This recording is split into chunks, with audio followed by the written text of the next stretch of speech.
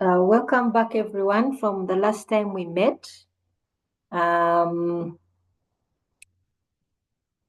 uploaded the recording for our last meeting. It's there on Moodle, so if you can go and check it out. So that should be able to cover for anyone who may have missed last week's lecture. I hope you can all see my screen.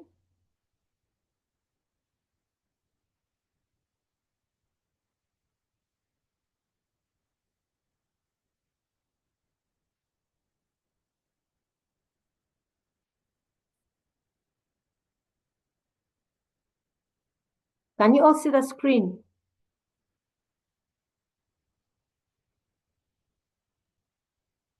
Yes, Doctor, we're able to see. Okay. So we want to continue today on the introduction to ethics and specifically focus on the corporate side of things. How an organization views of ethics, because this is the context in which you, as ICT professionals, will be dealing with ethics. So we want to see why is it a significant part of any corporation. We all know, I think for some of us who are doing the module, we're doing the program, the MSc ICT program. When we're doing strategy, one of the things we look at is the primary reason any organization exists is to make profit. Yeah. Now we are looking at something that doesn't necessarily look at profit making, and sometimes may even require one to turn away from making profit and rather focus on doing what is right. So the question is, what is the point of ethics, morals, and values, and so on and so forth? What is the point? And there is something that is discussed, referred to as social responsibility. Okay? So there are different arguments to why an organization should focus on the social responsibility. There are different arguments. We have Friedman's traditional view, which says the primary reason for any organization to exist is to make profit, for profit maximization. And why? Because the investor, the person, the shareholder, the stakeholder is interested in making profit. That's the primary reason they are there. So why look at anything else? Why this argument for social responsibility? Now we have Carroll's, who looks at 4 responsibilities a business has. Rather than just say we are there for profit, Carroll says no. There are 4 major responsibilities why an organization is there. The first is, of course, economics. You're there to make money. If you've invested money, you're expecting it to bear fruit. Okay? And that is natural. Anything that we do as human beings, we expect to be productive in whatever it is we are doing. So the first is, of course, we expect money to make money. But however, aside from that, an organization also has legal responsibilities.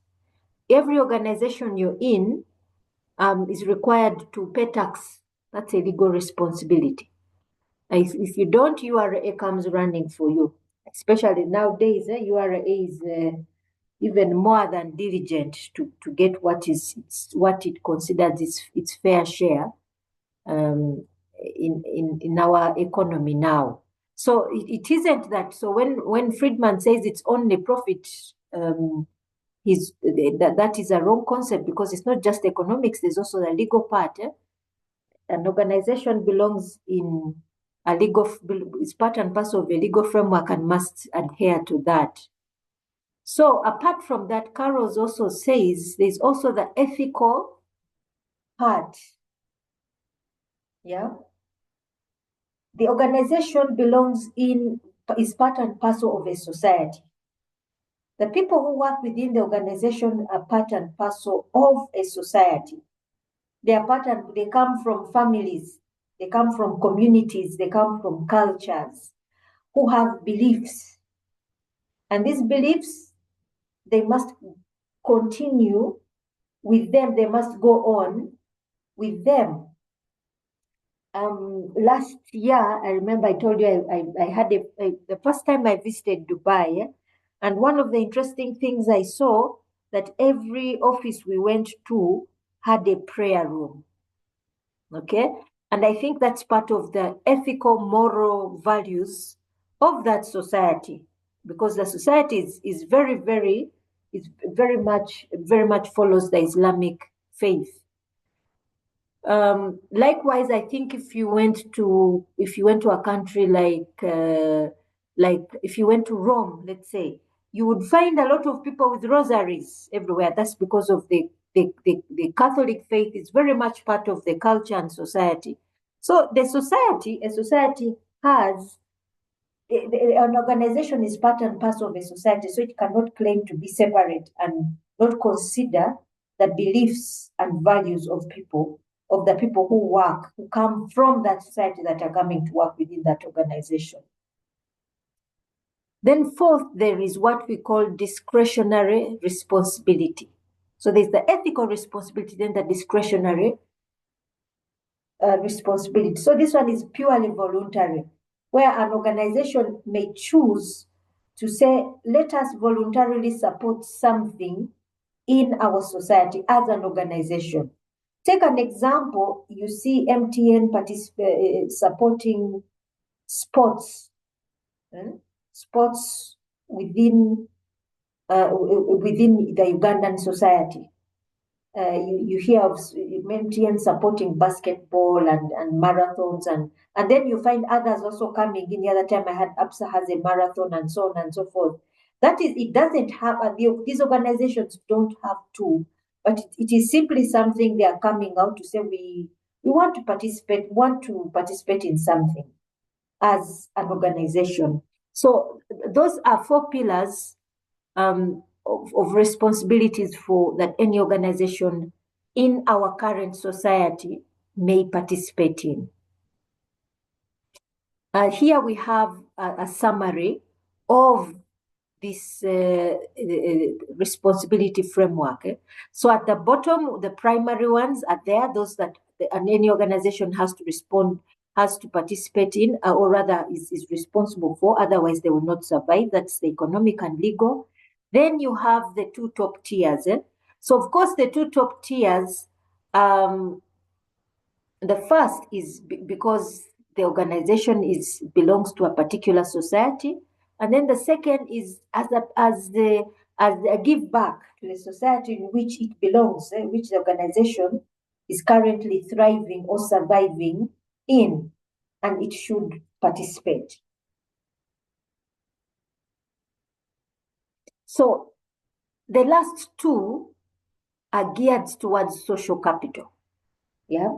And we all know what social capital is and how important it is.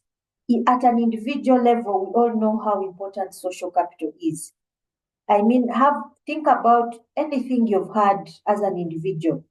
Those who are married, when you are getting married, how much your friends, family, and community came around to support. When you lose a loved one, you see how others come around to give you that necessary support. When you are sick, we all saw how important the social capital is during the COVID-19 pandemic, how important it is to have that neighbor. So also a business entity needs this very same social capital. Why? It provides goodwill. It provides goodwill from your community where you get your customers from. It opens doors in the local community and enhances your reputation with your consumers and customers.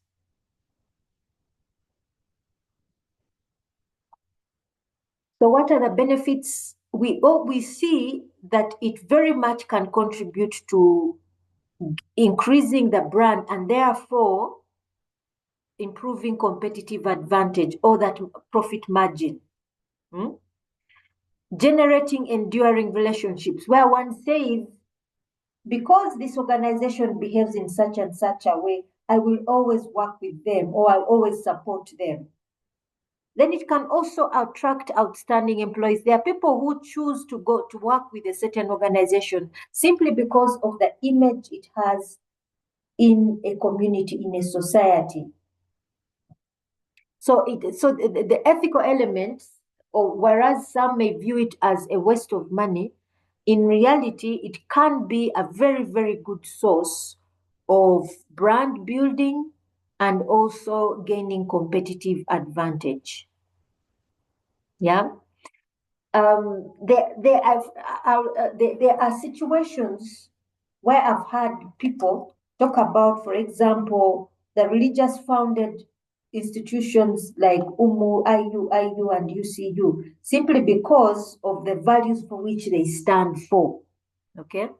Yes, Felix, you have a comment or question? Yes, doctor. Good morning. Good morning. Hey, afternoon. It's Now, in afternoon, sorry. yes, the previous slide, Yeah. yes, just the previous slide. We only seem to be seeing the benefits that accrue to organizations for being socially responsible. Where do we put where the organizations, due to corporate social responsibility, they also make contribution to society? Where do we put such benefits? We have seen organizations contribute, for example, to let's say initiatives like supporting, for example, cancer runs, maybe raising school fees for disadvantaged children. Where do we put such? Okay, now the corporate social responsibility falls under this discretionary part. This is the voluntary part. So this is where the corporate social responsibility is where an organization chooses to say, we shall do a marathon for sake of raising money for ABCD, for some community need. So that's where it would fall. Yeah, so it would also then and then falls under the social capital, and therefore it would also contribute to these benefits. Does that answer your question? Okay, thank you. Okay. Yes, thank you, Doctor. Okay.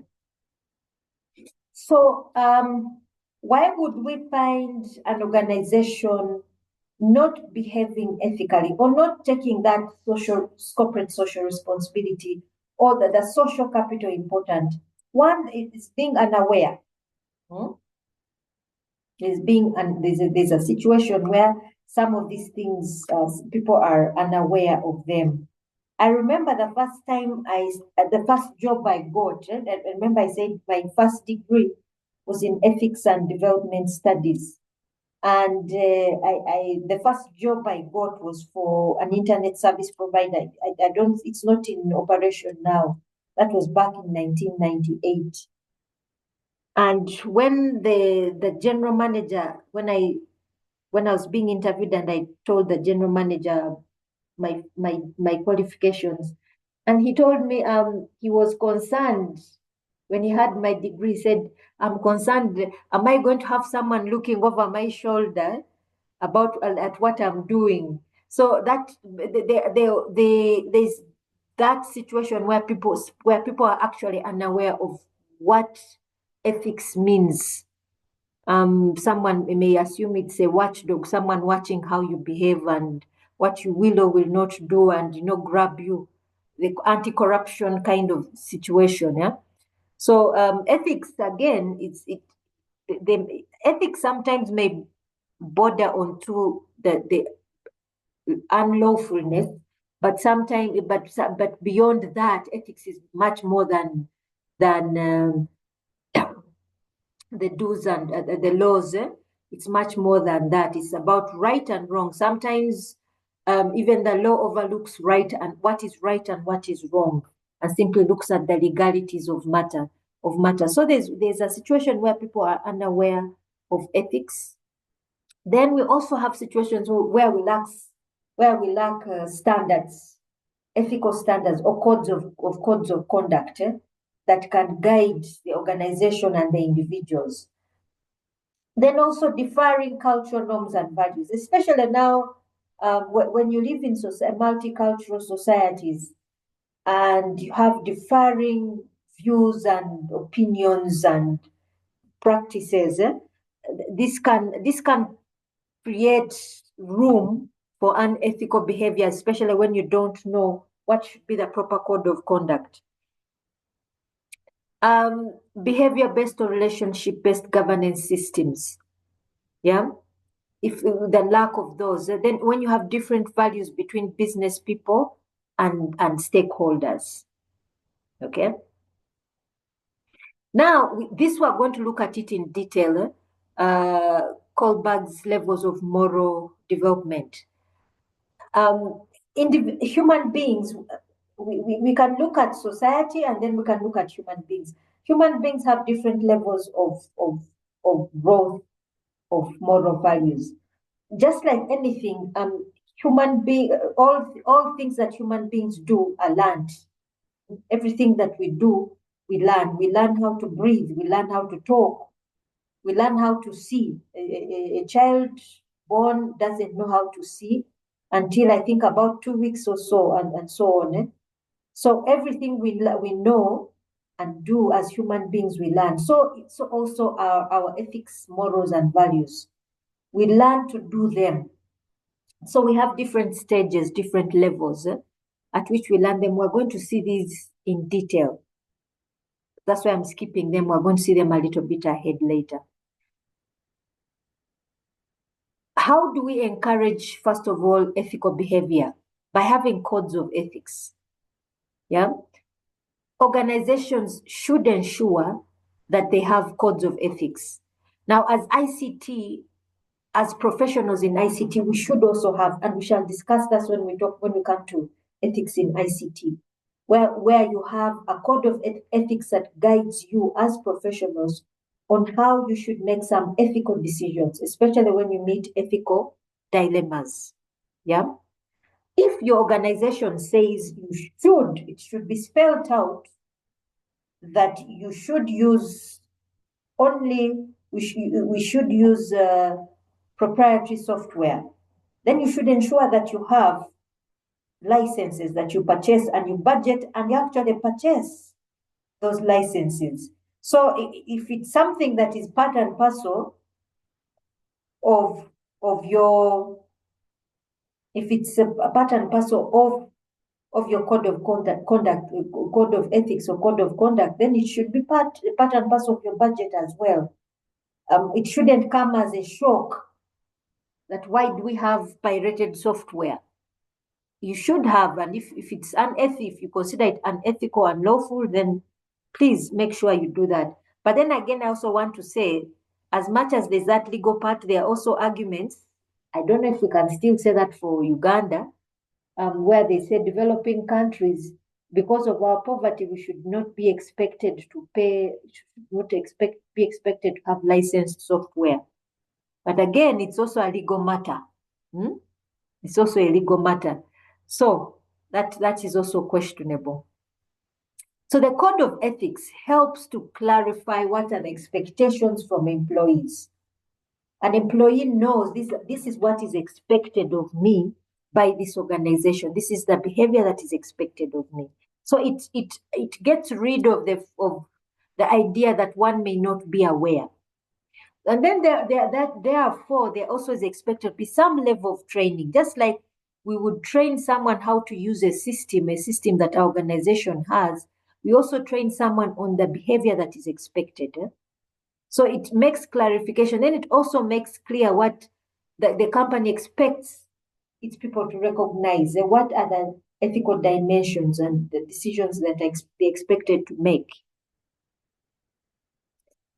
Whistleblowers, and this is a topic we're going to have that is separate. Whistleblowers. Now, where you have expected codes of conduct, we also have, we expect that we have those who will definitely break those codes of conduct. We definitely have those because we are human beings and we make choices. So we can always make an alternative choice to what is expected of us. So there is such a thing as whistleblowers. And because you have whistleblowers, there must also be a framework to help those who wish to come out and speak. Sorry, let me come back to my screen. Sorry about that.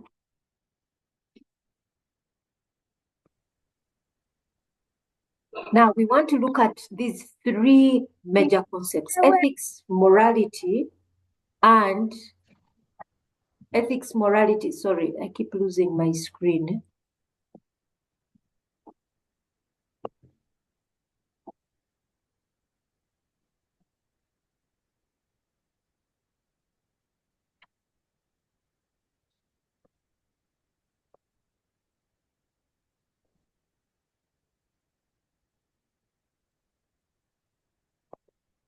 Okay, so we have three concepts: ethics, morality, and the law. Okay. You find ethics and morality, of course, are very much related, and sometimes the two are intertwined because they are very much related. So the ethics would be the acceptable standards of behavior within a particular trade, occupation, or profession, and sometimes and also within an organization. Then morality would be my personal rules based on religion or my philosophical background. Then we have the law, the things that what forbids us from doing something. What is permitted and what is not permitted. Okay, so take an example. Uganda has a law on data privacy. It has a law on data privacy. But at the same time, and this can be part and parcel of your policy, that your policy recognizes this. But included in your policy can also be ethical standards. This is what we expect as far as our standards are concerned. Maybe we protect our clients or even our staff members' private details, even if the police comes to ask us for ABCD, we have a right to protect. And so on and so forth. So there are standards the organizations can have. Now, when it comes to morality, one's personal rules, these organizations also have an obligation to protect someone's personal rules based on religion or culture or so on and so forth. So take an example, the example that I gave you. In Dubai, in every office, you find a prayer room because the country is very, very religious. Now come to a country like Uganda, which has several religions. You have laws that will ensure that on a day like Eid, a Muslim's rights are protected. On days like Easter and Christmas, a Christian's rights and responsibility to worship at that time are protected. Okay? That those are ensuring that your moral values are protected. So also even the organization itself can include that. Okay? Can include that. I don't know how far that is so significant. There is a sugar factory this side run by Indians. They work on Sunday. And I've seen there are Africans among them who work on Sunday. So I don't know how much they protect rights. But yeah, that is failing to protect the morality of individuals that work for them. That's just my personal opinion. So based on those three, an organization comes up with values. This is where the business ethics comes from. Okay, you create a framework so that the organization, the individuals that work within that organizations are able to make good decisions based on ethics, morality, and the law. Okay, so you find the code of the standard code of this, the code of conduct or standards are built based on those three. So here we have Rokic, who defines values as the number of those small number of core ideas or conditions present in every society about desirable end result. So the organization will create those values based on what its society, that the society in which it sits, what are the, based on the three things that I have pointed out. This is where the business ethics or values of any business come from. So according to Fisher and Lowell, values are the core ideas about how people should live and the ends that they seek. Yeah, they are shared by the majority of the people.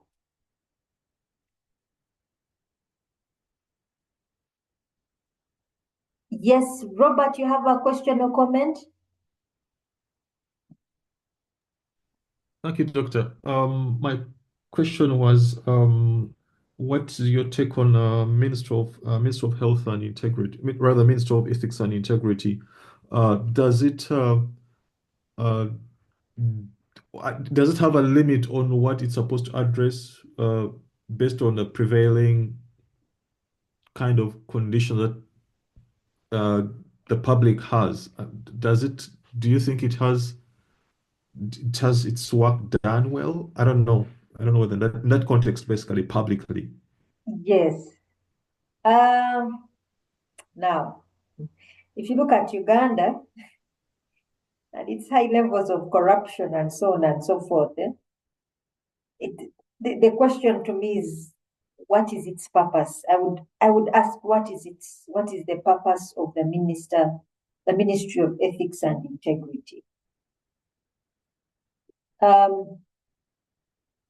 And two, if truly Uganda was an ethical country, why would we need, if it was an integral part, if those three things were truly embedded in government, would there even be a need for the Ministry of Ethics and Integrity?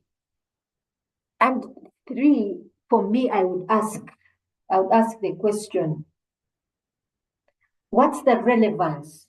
If we're talking about ethics in its purest sense, what's the relevance of the ministry? If I look at any ministry, think of any ministry that we have: education, finance.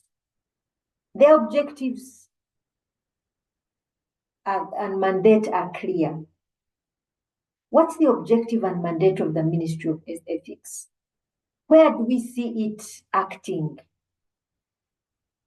For me, that would be my question. Where would we see the actions of ethics and integrity? We should be something actionable.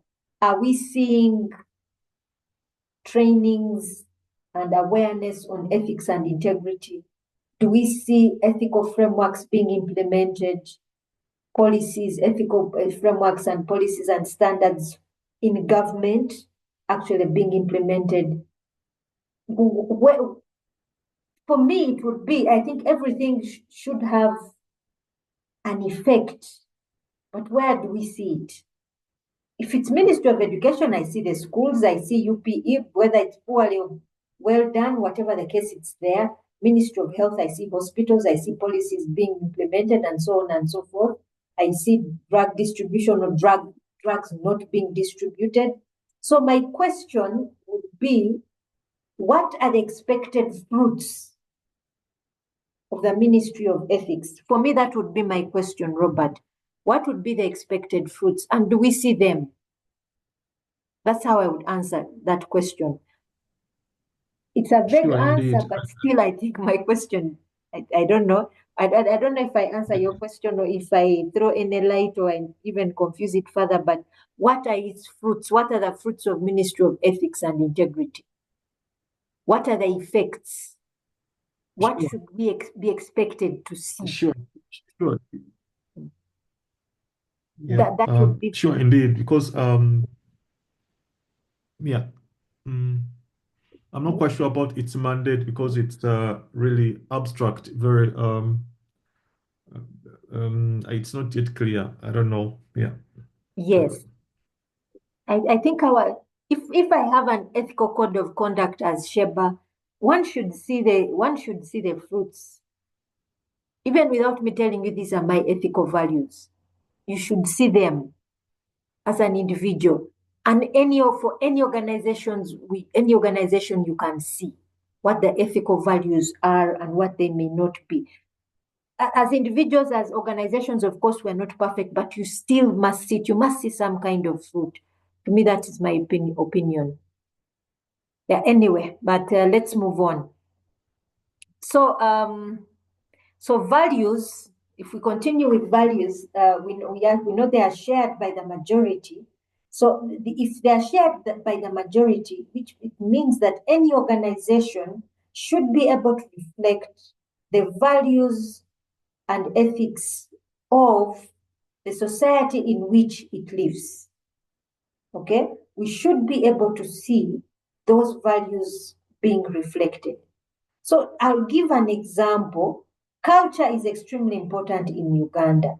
So if, let's say, those of you who are in Kampala, if, let's say, there's a run, the Kabaka run, something to do with the Buganda Kingdom, you will see organizations come up to support. Why? Because they know the importance of culture to Ugandans. They are aware of it, and they are aware of how important, how the tribal ties we have, how important they are to each one of us in Uganda. Okay, if today is the anniversary of the coronation of the King of Toro, you'll see congratulations coming in from different organizations. All of these things demonstrate the significance, the values that we hold as people. Okay? If you see a big day, for example, like Uganda Mother Day, the Uganda 3rd June, you'll see even organizations giving due respect to that day because they know the importance of religion and faith to the Ugandan people. Okay? Any organization is aware of that. So values of any organization should be a reflection of what actually the society in which it sits are. They are normally expressed in general terms. So in general concepts. So like I said, we know religion is important. We're not saying, let's say for Uganda, we have several major religions. We have several major religions, and we know how significant they are to the people. So anything that has a major religious impact on people, an organization must reflect that, yeah, in general terms, because not in specific terms, but in general terms. So here, at least we have a clear understanding of what values are, and as professionals, we have values. So for each one of us in this classroom, we are IT professionals. But before you're a profession, you come from a family, you come from a community, a society. Then you have been trained by several institutions, right from primary all the way up to university, which each of these has imparted values on you as a professional. Okay? They have imparted on you values as a professional. Then where you work in your organization, there are also values. So now, values are what we as professionals, as a profession, judge to be right. Okay? They are what helps us judge what is right. So you see, when we are going to look at the growth now, now let's first look at types of values. We have the moral values, competence values, and the personal values.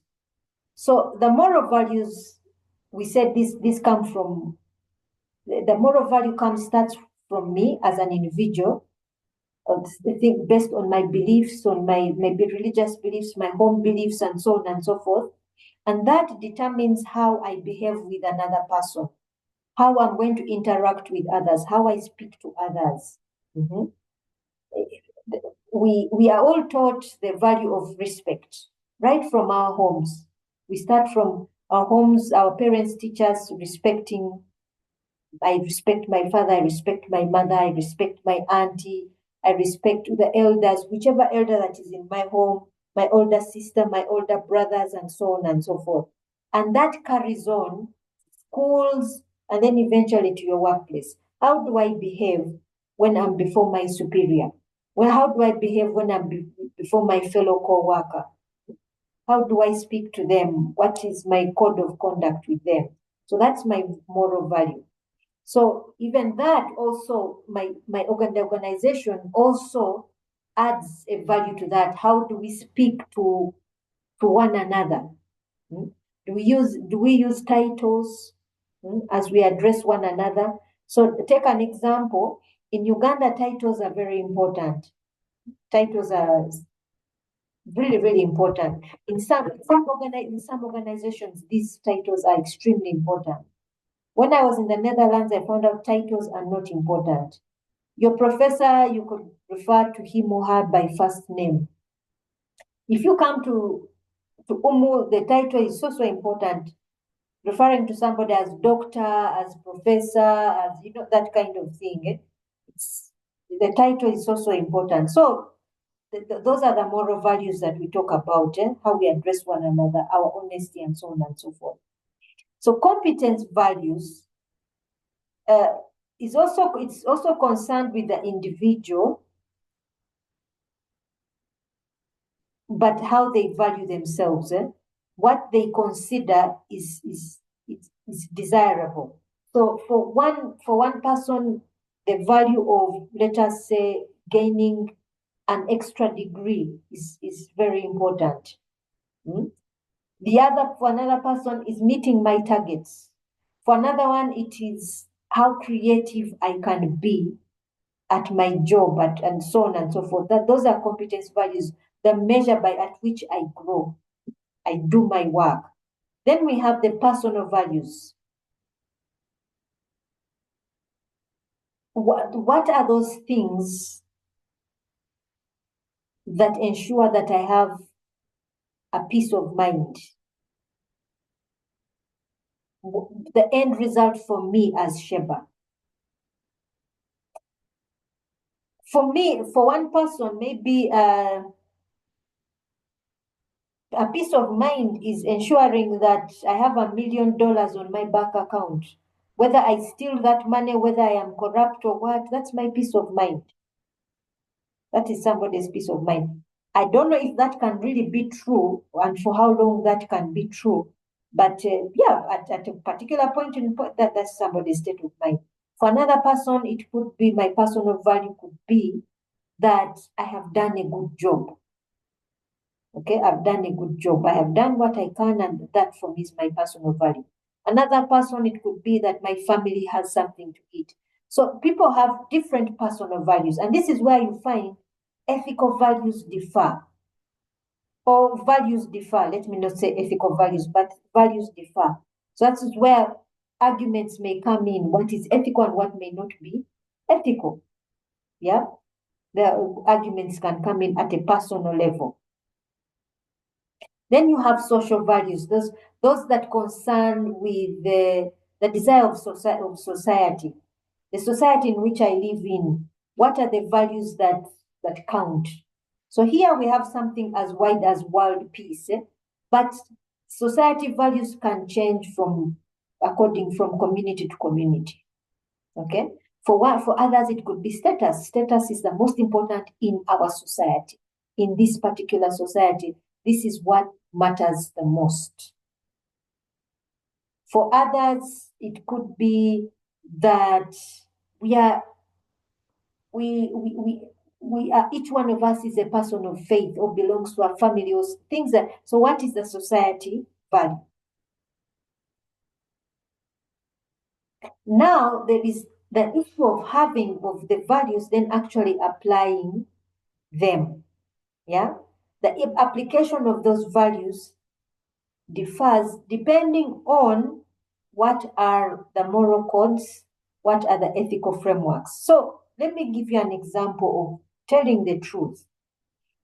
I remember I gave you an example the last time we met that there was an individual I met several years back who said that at all times you must tell the truth, which is a really good value to have. But then I asked some of you who are married here, how many of you would tell your wife that the food she cooked did not have enough salt today? How many of you would actually say it?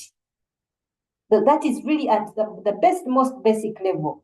But now look at this example where you have a government spokesperson or a military spokesperson. How many times when they are giving updates on events, how many times do you think a military spokesperson actually tells the truth and the whole truth?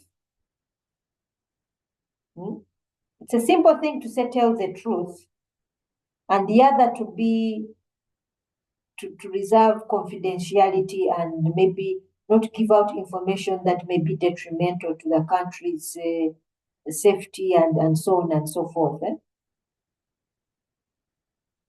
So these values can only provide a general guidance, and then come with you have a specific situations. You deal with different specific situations according to what needs to be said. So this is where again we remind ourselves of what we talked about the last time, that ethics is not a top-down solution. A top-down solution is a bottom-up framework that allows us to make judgment according to a particular situation.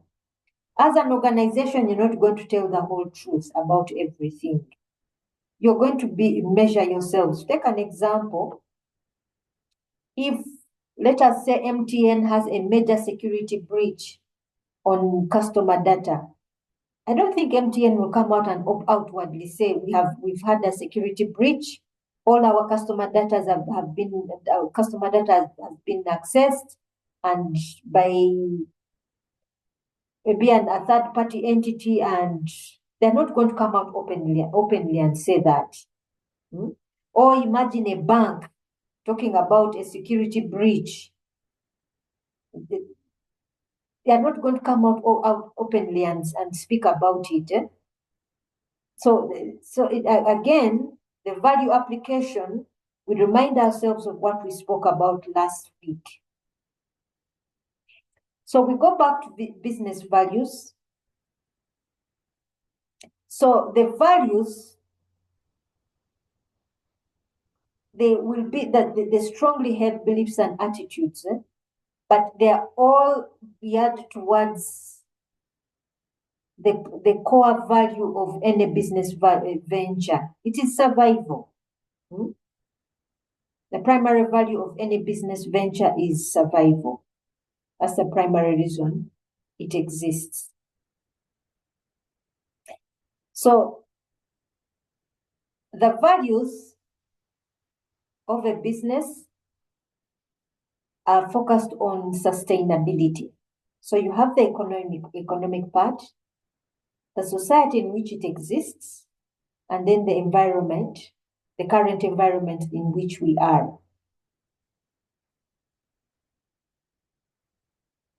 So these are mostly a repetition of what we've said earlier, I want to move to the question of stages of development so that we can understand where different people may sit as far as development of ethical values. So we have the pre-conventional stage. And normally this is where we find children. A child will behave knowing that if I do this, I'm going to get a punishment. I specifically remember in my family, and normally wherever I am, I'm usually known as the auntie. I'm not a parent, I don't have children, but I'm usually the auntie or the auntie who is the disciplinarian. Any child who cries aimlessly around me will know that they get chiboko. So recently there's a lady who works who lives in my compound, and she has two small children, one of whom is slightly over a year old, but cries a lot. So I recently began to give her some chibokos here and there as punishment. So recently she had started crying, and I came around the corner and she heard my voice, and immediately she stopped crying. Immediately. So that is typically the pre-conventional level, where an individual or the child will behave because there is the threat of punishment. Now, you'd be surprised, even at an adult level, there are those who behave in that way. I would be ready to break this rule, but if they catch me, I'm going to stop it just so as to avoid punishment. Yeah? I will conform to avoid punishment. There are people, even who are at an adult stage, who are still at this level, who will simply follow a rule because of authority and to avoid punishment. They don't necessarily follow something because that it is right, but simply because of a reward or to avoid punishment for it. Okay? Then we have the second stage, which is the exchange orientation. It's also mostly seen at childhood stage, where we will do something for the sake of a benefit that is in return. You're slightly moving away from avoiding punishment, but in this time for the hope of getting a reward for it. Sometimes for being told, oh, you're a good girl, you're a good boy, and so on and so forth. Again, also even as adults, you do find some of us who can lie in that stage. Then we have stage 3 and 4, which is conventional, where you are other-centered. You want to be accepted within society. And normally we find this amongst adolescents, when we are now really becoming part and parcel of a community and society. And this is where you actually find things like peer pressure.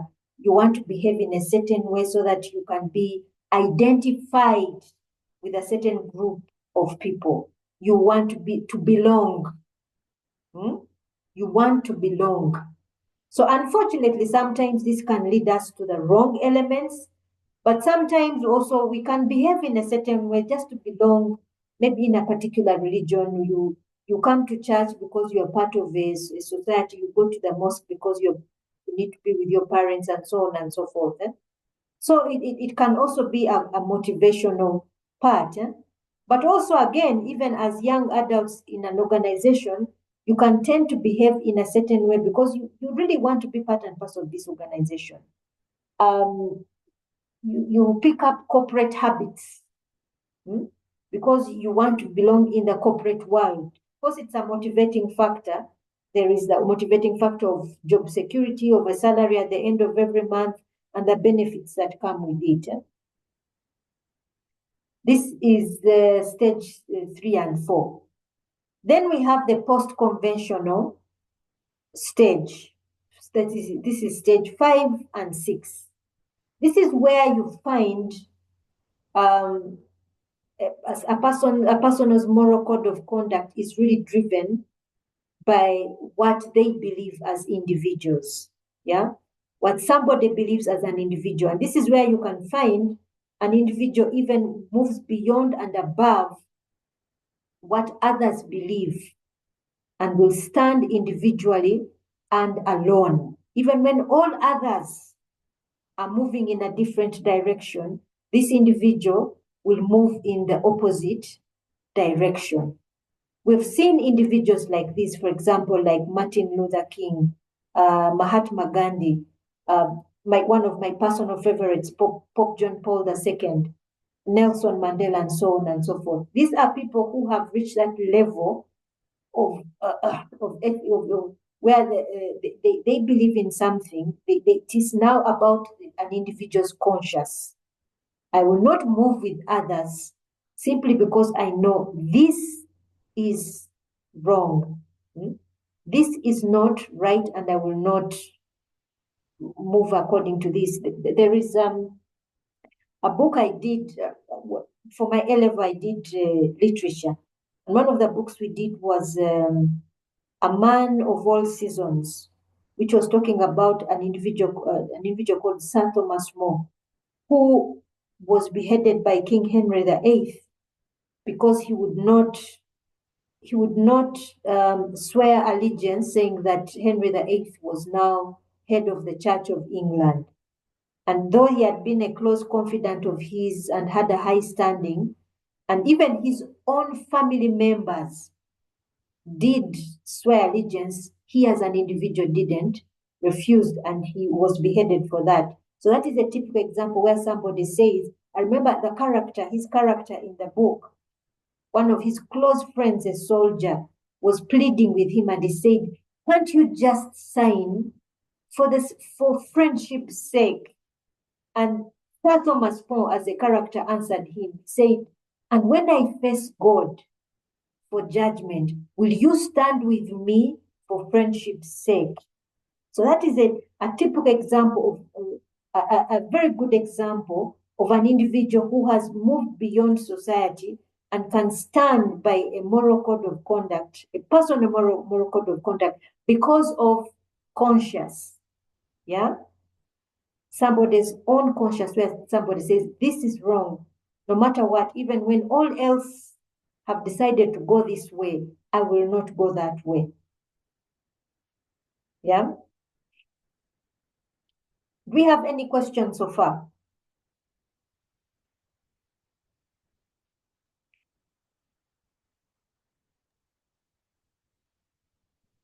Well, I was just relating it to economics, where Yes. it's be like the opportunity cost, where someone forego other um opportunities or chances, and then gets to forego other options to have one, not to go with the bandwagon with what any other person believes or something like that. Yes, that is true. That is true. Thank you. Now, we also have the feminists' care ethics. There are theories that are feminists in nature, but I'm not sure if they are true, but they are there. Carol Gilligan says that women do not necessarily develop their moral codes the same way as men. They say women are morals are more sentimental. They follow sentiments more than moral reasoning. I don't know how far true that is. I don't think that is true. But of course, women, we can tend to be very sentimental in nature. That is true. But I also think men can also be quite sentimental in nature. They say, for her, she says that women, we follow more of sympathy than reason. Yeah, we are more context oriented than we are concerned with relationships. We consider thoughts, perceptions, what will people think, my actions, and so on and so forth. She further argues that boys generally express justice-based values more than girls. that is her belief. Then men tend to base their moral reasoning more on duties and principles. That is the leaning. That is her argument. So she says that there's rule focus, the justice voice, guided by commitment and obligation. Then there's contextual focus, where the care voice, who should we lean towards more at this particular time? This the person that is more in need, than we forget about these rules and obligations? Let's go more with compassion, and so on and so forth. Again, these are her beliefs. For me personally, I would say if we follow more compassion, sometimes we can even have a situation of false compassion. I will give you an example. In these cases of euthanasia, those cases of euthanasia and abortion and so forth, I think for me, the false compassion can come in. Take the example of the young lady who asked to die at the age of 29 because she was depressed. I think that's the situation of false compassion. Today I may be depressed, tomorrow something else can come to uplift me. And it would mean my decision to kill myself today was premature. That is my thinking. There are situations where people say, and here I don't want to sound incompassionate, because I've never been a rape victim. There are people who are rape victims, and where the argument is that let us abort the child because this person has been raped. I don't want to sound insensitive, because I'm not, again, like I said, I'm not a rape victim. But I've had testimonies of people who have been raped and given birth to their children, and they express joy and fulfillment at giving birth to this child. So again, it's of course contexts differ and situations at this particular time. My reality at this particular time may be one of great doom and depression, but maybe tomorrow may bring something different. So for me, this argument of compassion, I think, although it does have some merit, I would argue that for someone to say women follow that rule, for me it's in certain situations false compassion can be found. So according to Gilligan, they say women's decisions tend towards to minimize personal pain, avoid separation and isolation, and often selfless. That is this thinking. So these are just some readings for this. Further readings on this, you can follow up. Do we have any question or comment before we move to whistleblowing?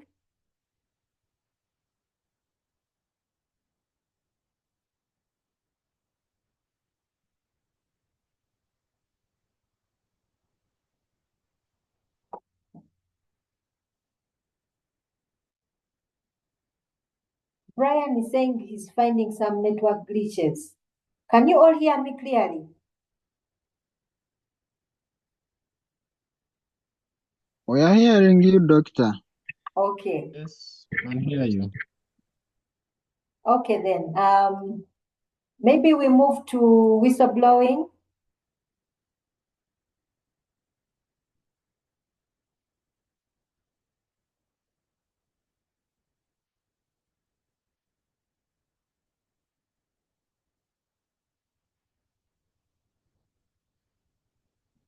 Okay.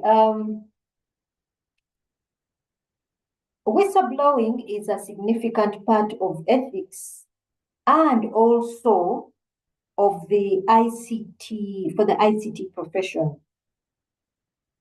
We've had quite a number of some international whistleblowers, and specifically coming from the ICT, IT side. Why? Because information is nowadays the driving force of governments, organizations. So whistleblowing is seen as a professional responsibility. Yeah, it is seen as a professional responsibility. Although I have a nephew who would beg to differ. No, boys, my young nephew is in S3. He keeps saying, I don't want to be known as a snitch. The thing that I don't want to be known as a snitch. That's the word he uses.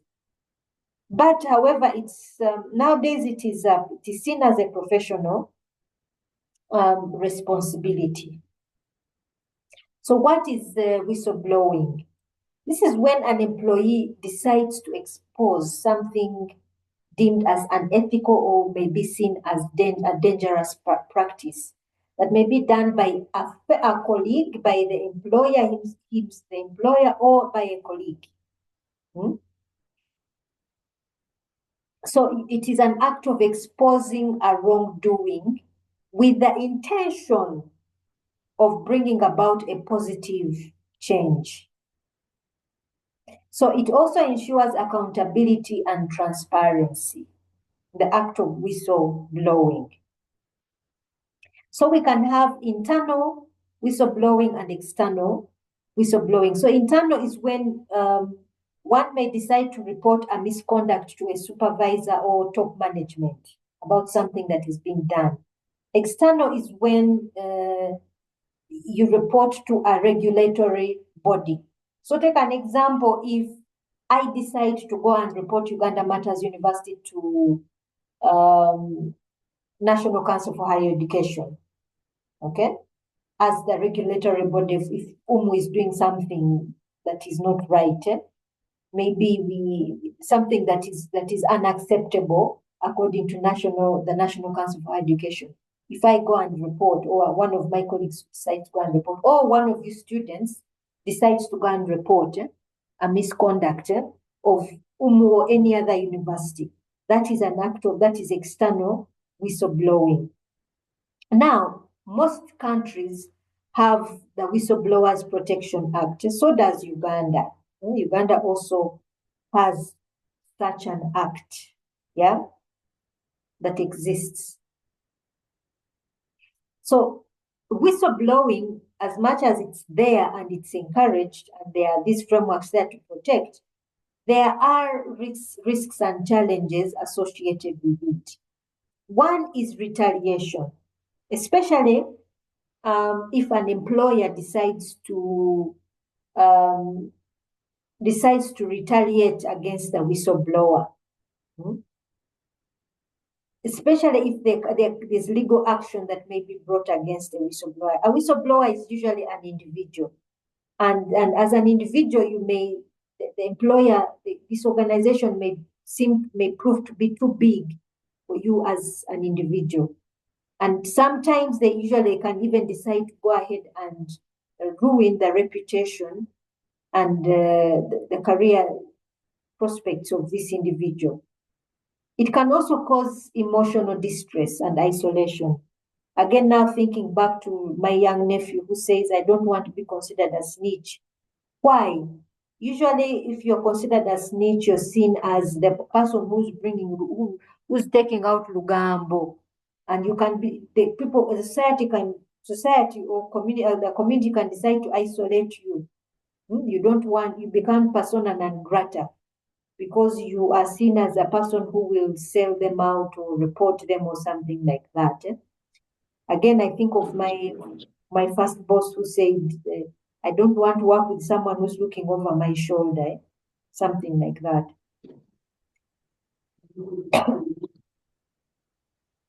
Why? Yes, please, Benson, you have a question or comment?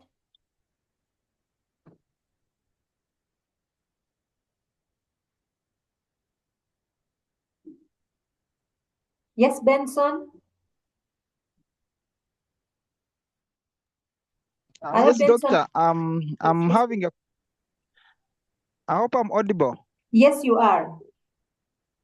Yes, Doctor. I'm commenting on the previous slide, the challenges of whistleblowers. Yes. I'm also looking at the element of malice, whereby somebody may, out of malice, decide to give wrong information, acting as a whistleblower, which at Yes, the end of the day may cause any of these ones that are listed, may damage reputation, may damage somebody's career. But it could be an act of malice that somebody decides to do on another colleague, maybe for yes, some other personal reasons. Yes, yes. doctor. Yes, please. Yes, Benson. I think Benson raises, of course, a reality in whistleblowing. Most of these things in theory are correct, but in some cases, in reality, they are also, because they are done by human beings, one can decide to whistleblow, but with the intention of damaging the reputation of an organization or of an individual. Yeah. Gertrude, you have a comment or question? Yes, doctor. I also would like to know your position about whistleblowing and rumor mongering. Yes. How do we distinguish these two? Because someone might hide into whistleblowing, yet is doing vice versa. Yes, yes. How do you distinguish Yeah. aspects? One, the regulatory bodies and also internally within an organization, investigations must be done. So there must be protocols in place to ensure that in either way, in either case, a proper investigation is done, both internally and also if there's a regulatory body involved, investigation must be done. If someone does whistleblowing, there must be evidence of that, okay? So that it's not just Lugambo, someone's out and someone is simply not doing something for the sake of damaging somebody's reputation. So there must be protocols set up to enable a proper investigation. Either if it's to a regulatory body, regulatory body must carry out an investigation. So it isn't that one should take the word of the whistleblower as gospel truth. But of course, also there's also the situation of social media. You know, social media you can be judged by the court of public opinion, and that in itself can also damage reputations. So all these things must be done with care. They must be done with care. Whistleblowing is important. We know. I'm going to show you just some examples. These were some examples. There was a case of, I don't know if any of you remember Edward Snowden. He's the one who raised the situation that the US government was carrying out illegal surveillance of its citizens. Yeah. And this, although he was actually labeled a treasonous individual, but actually what he raised was significant, and it raised something important. I mean, why would the government do that? Yeah. He was later on, but that particular case, and these are all software engineers, people in the field of computer science and so on and so forth. These were individuals who came out and raised, but although it also did cause for them isolation and discrimination. Yes, Robert. Doctor, thank you so much for that example. My question is, I think we not actually question observation, so to say. I think whistleblowers are not so well protected. So I don't know, is it really worth it to do whistleblowing? Because in the case of to do with Edward Snowden in 2013, where he was um, he gave out information about the intelligence contraction and other leaks. He went to seek asylum in Japan. He was rejected because Japan and USA, they are close allies. He went, current right now is in Russia, but still Russia and the USA, they are close allies. So it puts everyone in danger, like puts the whistleblowers in danger. So is it really necessary to do whistleblowing? Is it Yes. helpful? Thank you. I think that's a good question. Again, I think the question he raises is a very good question. Is it worth it? I think I would refer you back to the stages of ethical development. For an individual who has reached that level, the post-conventional stage, the person may say, yeah, it's worth it for the sake of my conscience, this is something wrong. For another who is in the middle stages, who says, I may end up being isolated, they will say, I'd rather let it go. Let the wrongdoing continue. So again, it depends on the individual and the stage of moral development at which they have come to. That would be probably my answer. I don't know if I answer your question. Yeah, super. Okay. Yes. Thank you.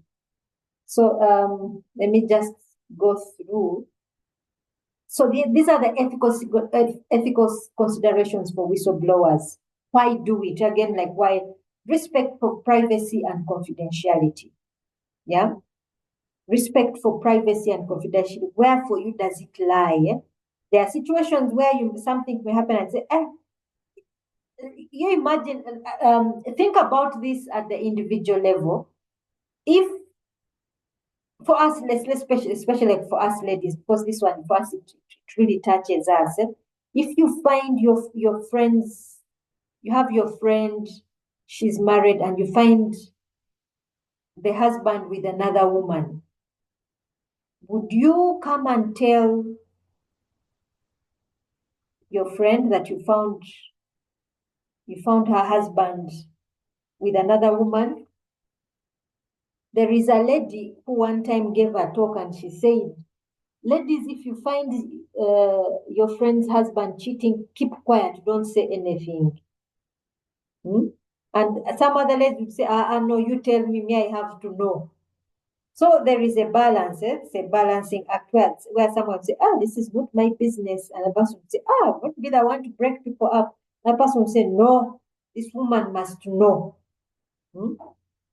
Balancing loyalty to the organization and the public interest.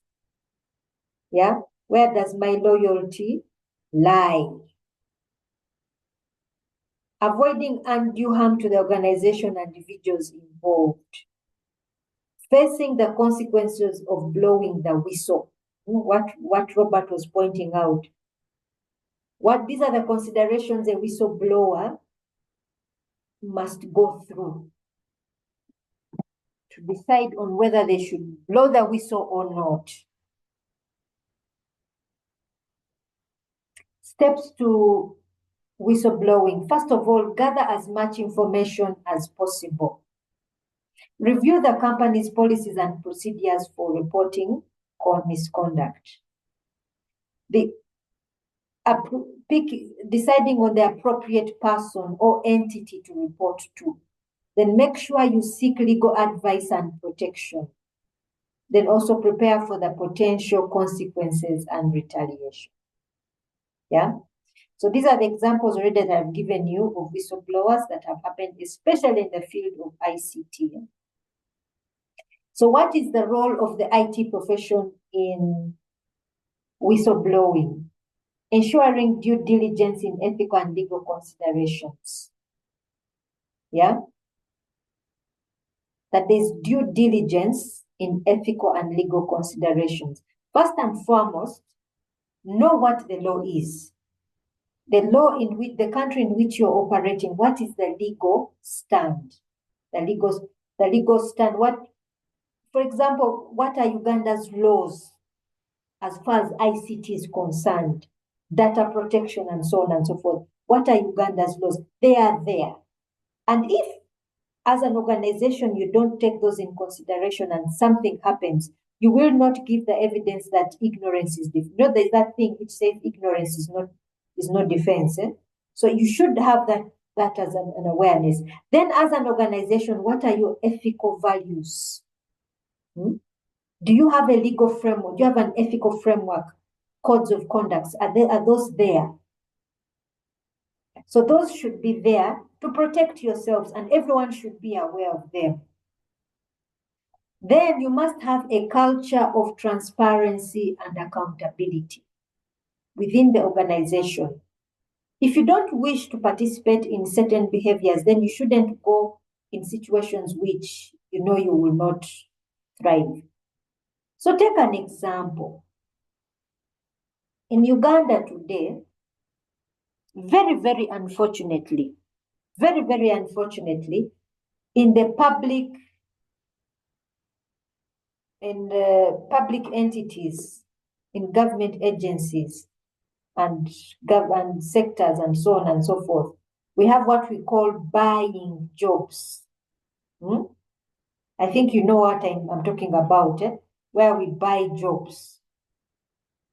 There's a job advert here, people apply, but for a person to get a position, you pay X amount of money to particular individuals. Yeah?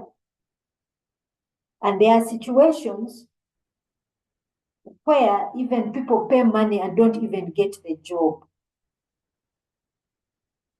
Now, if I say I'm a person who is ethical, I do not support corruption and so on and so forth, and I decide to get a government job, am I not sincerely shooting myself in the foot in the current culture? The current culture in government agencies, where there's a total lack of transparency and accountability. So if I am going to work in an organization where they do not promote transparency and accountability, then will I be blowing the whistle every second? So the organization you work in, as an IT profession, you should have that. If you know this culture doesn't exist, then you may want to think otherwise as an individual, and as a professional. Then encouraging and protecting whistleblowers. Yeah, encouraging and protecting whistleblowers. What are the implications of whistleblowing on an organization's culture? It can lead to a culture shift, yeah, where transparency and accountability are emphasized. In the other hand, there can be a positive response to whistleblowing, where we have retaliation against the whistleblower. You can also have a culture, there can be also the opposite, where you create a culture where whistleblowers are respected. Yeah, and this can improve morale and loyalty, especially from the public, where the public begins to trust those particular organizations. Whistleblowing in the open source community. Why are we talking open source? Because open source community is very much part and parcel of us, yeah, as the ICT world. Now, in the open source community, whistleblowing can be a little bit of a challenge because the open source community is very much decentralized. So whistleblowing takes place in traditional corporate settings, but not in the open source community. But however, on the other hand, the open source community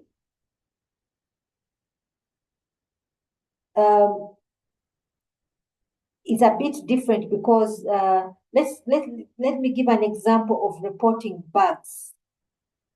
The open source community is quite open in this sense. They don't have the traditional reporting culture because they pretty much share everything. Everything is public, so to speak.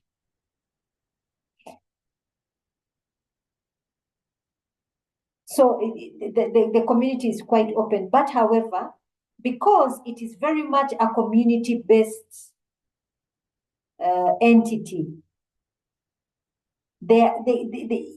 somebody can be ostracized because they can be pushed out of the open source community or excluded because of whistleblowing. Because the open source community is very much it's community centered, society centered. Then we have now the idea of AI. We have the idea now of AI, artificial intelligence.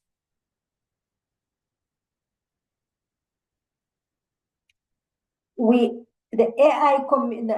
with AI, things are become a little bit more complicated.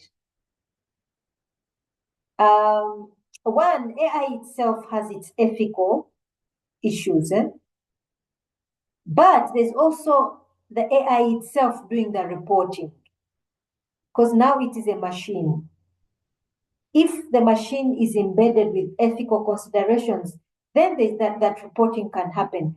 But we also have a situation because artificial intelligence, because it's not human, may not have a clear understanding of what is ethics. Yeah? We have had situations where AI has a very poor understanding of what it means to be human. What it means to be human. I saw a report, it was done, I think, by BBC, where a woman was suing Google for its AI platform, which led to the suicide of her teenage son, because the AI platform encouraged this teenage boy to kill himself. So on the aspect of giving AI, of whistleblowing in AI, it's a very complex situation because I think it's already an unstable environment which cannot yet imitate human beings properly. The role of journalists in amplifying AI. Because of investigative journalism can do a lot in exposing wrongdoing. So journalists can work with whistleblowers to bring about verification of claims. Yeah? Let's say, for example, if there has been a situation of misconduct at a university like UMU. Like Gertrude asked a question, how do we know something is not just Lugambo? Journalists can play a good part in doing investigative journalism. But, however, I also want to say, in Uganda, journalists can be bought. This one I have witnessed. Yeah?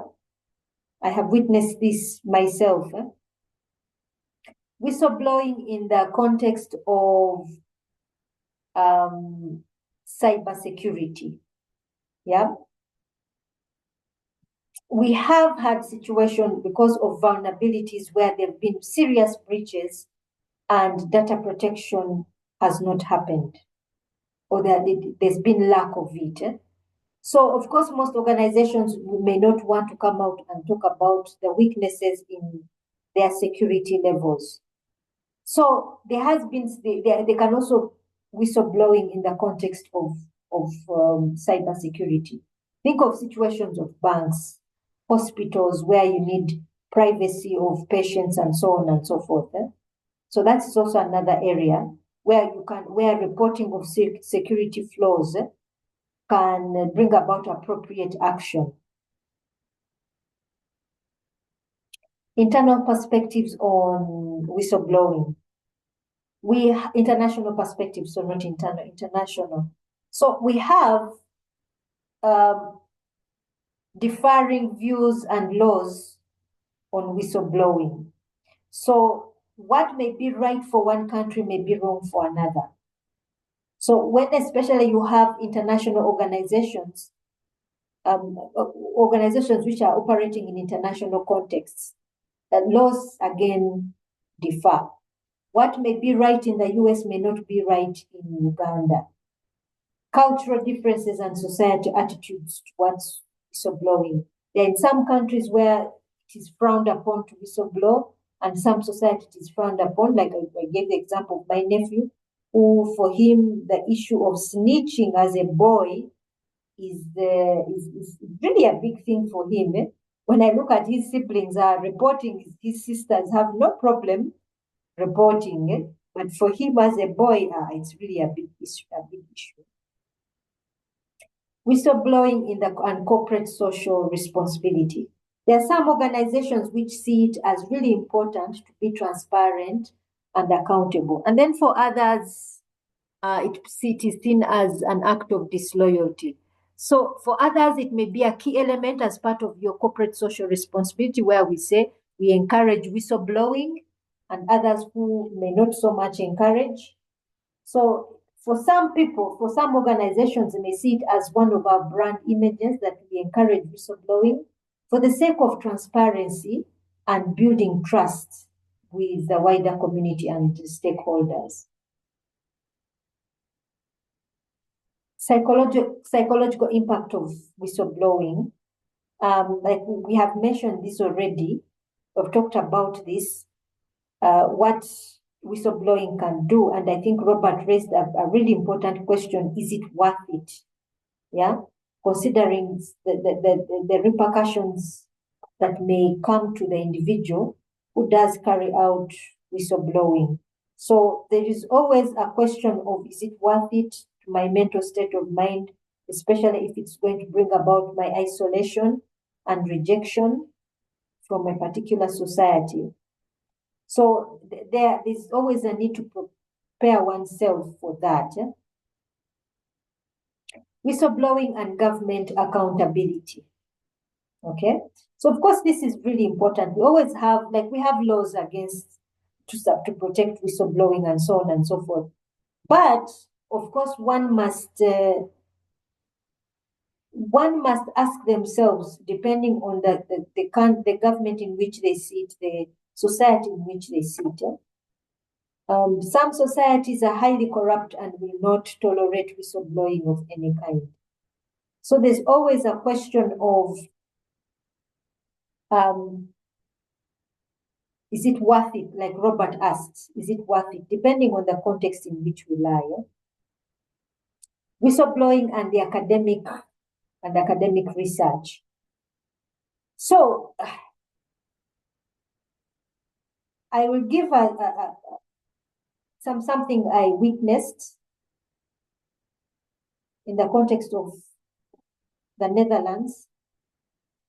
I did my PhD in the Netherlands, and immediately I finished my PhD, my supervisor informed me that my work was going to go through checks for plagiarism, and it's a must. It is something that had to be done. I thank God that my work went through.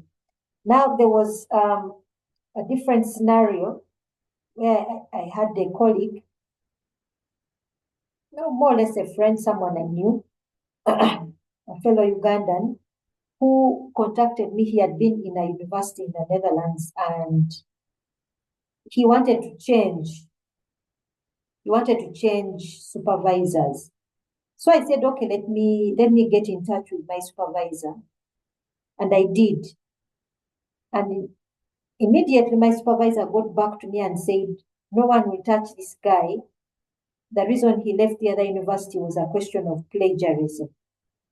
So that is the fact that he knew about it was an act of whistleblowing. The other people reported him that, no, this guy cheated.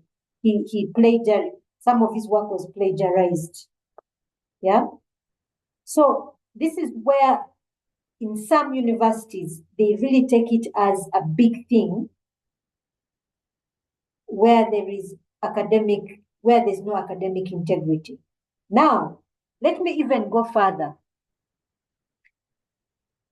One time I was on Senate, and this issue was raised. At most universities, whenever a student is caught cheating in an exam, what should actually happen, which we don't do. Most of the time, most universities are quite lenient. For example, at UMU, most of the time when a student is caught cheating, they go before the disciplinary committee. Then normally the punishment is maybe you have a whole year which is scraped off you, and you report back maybe the next year or 2 years or something. You're given 1 year or 2 year suspension. But in reality, one of our colleagues told us, in reality, what should happen is that any student who is caught cheating, that university should write to all universities in the country and say this person should be considered persona non grata. And you should not be admitted anywhere once there's any academic malpractice. That is typically what should be done. But of course, in being Uganda, we tend to be a little bit lenient with ourselves. But that's what happened. Like, for example, that's what happened in the Netherlands with my friend. That's what happened. All universities were informed that this individual should be considered persona non grata. Do not touch this individual. Yeah.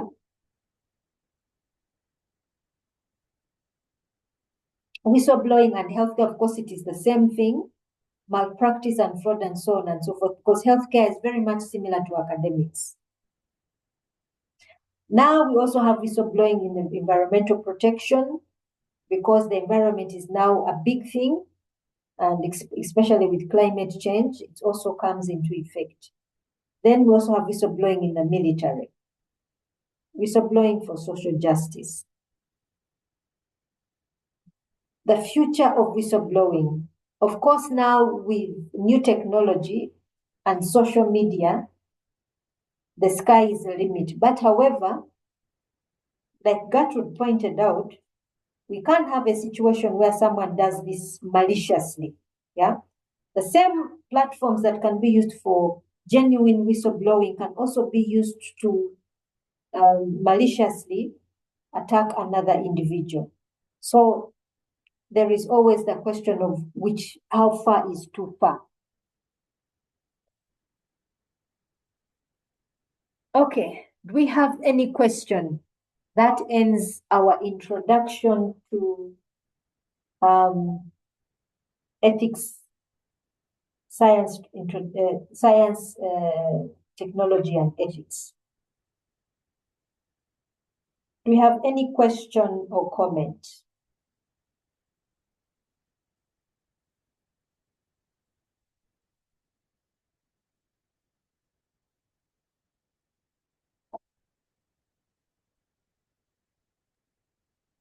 Doctor. Yes, please. Yeah, what you have just said about a student Yes.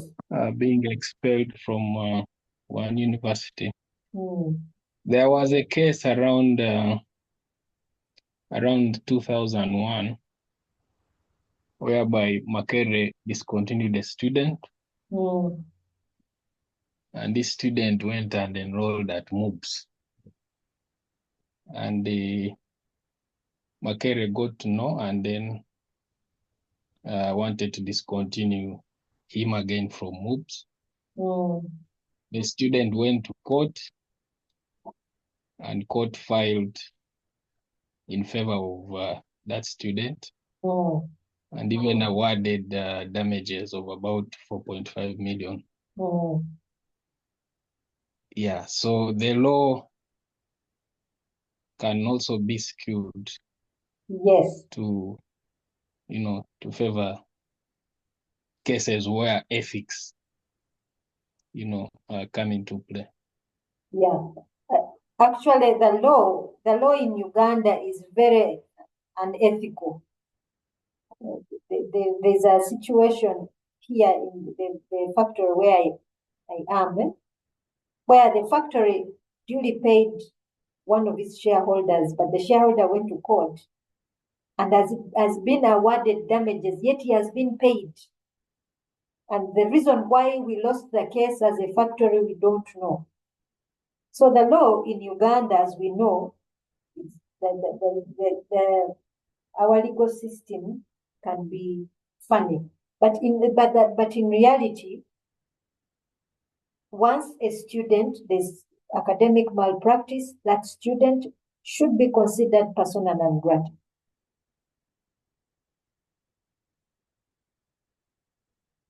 Yeah. We have any other comment or question?